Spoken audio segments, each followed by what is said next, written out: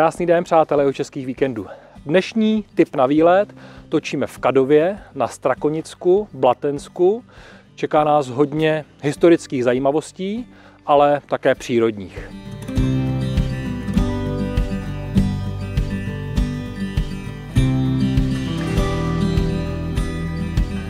Hned na návsi v Kadově je kostel svatého Václava a fara, která se opravuje a která byla postavena v roce 1758 vedle bývalé kadovské školy. Původně stál v místě kostela farní chrám svatého Václava. Nynější kostel je barokní a vysvěcen byl roku 1765.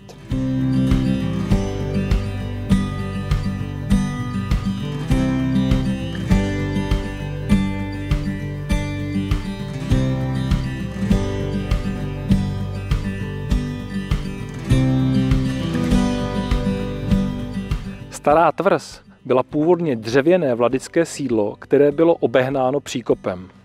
Bývalá tvrz byla na počátku 20. století přebudována na sýpku. V západním křídle se dochovaly oba renesanční štíty s arkýřem a 3 veliké sklepy.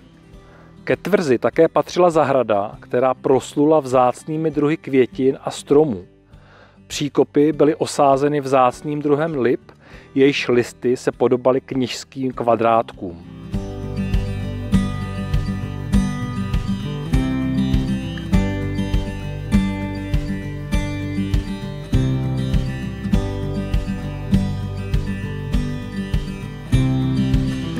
Na naučné stezce okolím Vyklanu je i tato kaple s hraběcí hrobkou a hřbitovem. Ke kapli vedlo pěkné stromořadí. Kaple byla zbudována v jednoduchém gotickém stylu, půdorys má podobu kříže. Okolo kaple byly vysázeny lípy a také zde byl zbudován hřbitov. Hřbitov byl již používán od roku 1680. V roce 1887 byla na hřbitově postavena úmrtčí komora Márnice.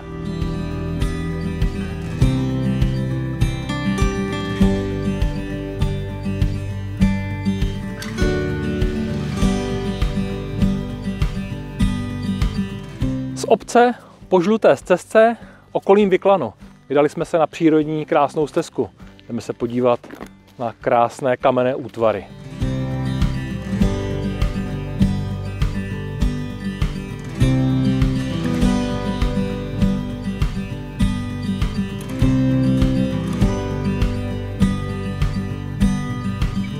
Malý Čertův náramek je prvním zastavením asi po 500 metrů od obce a nedaleko lesní uvozové cesty.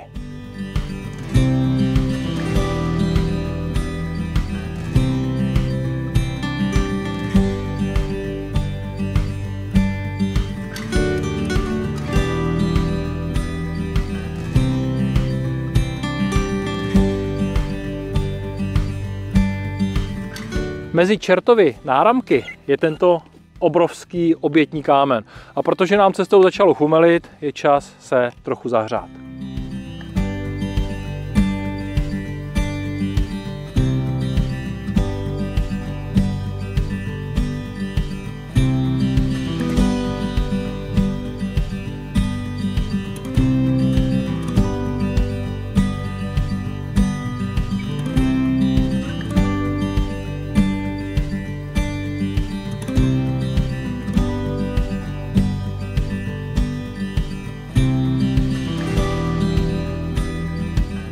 Na konci naučné stezky nás čeká tento nádherný Čertův náramek. Je to velký Vyklan a protože jsme na hranicích Jihočeského kraje, tak už se nachází v kraji Plzeňském.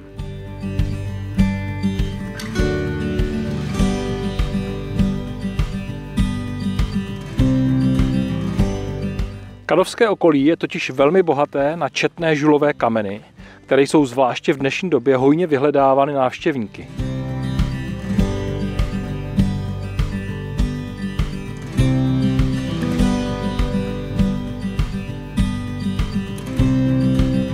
Toto je největší a nejzajímavější Vyklan, který najdeme v lesíku naproti obecnímu úřadu. Má 30 tun, na výšku 1,5 metru a obvod 11 metrů. Určitě stojí za to se za ním vypravit podívat.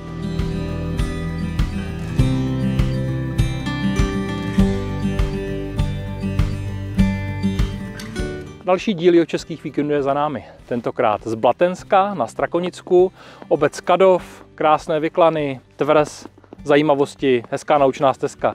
I v tomto zimním počasí stojí za viděnou. Takže nesejte doma a vyražte na dalšího český víkend. Mějte se krásně.